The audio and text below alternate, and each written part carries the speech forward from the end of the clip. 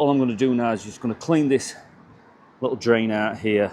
Then I'm just going to put something over there to stop any of the big parts of debris getting inside there, because I don't want to block that drain, obviously.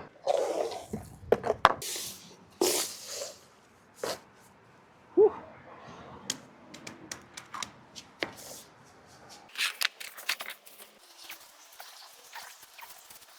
Just check out that dirt that comes out of there, and this is a big pan. Look at it all, I can't believe it.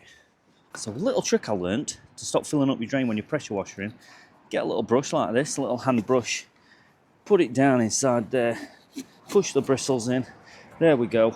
It'll filter any big particles, any big parts of debris, and it'll still let the water in and fill that drain up.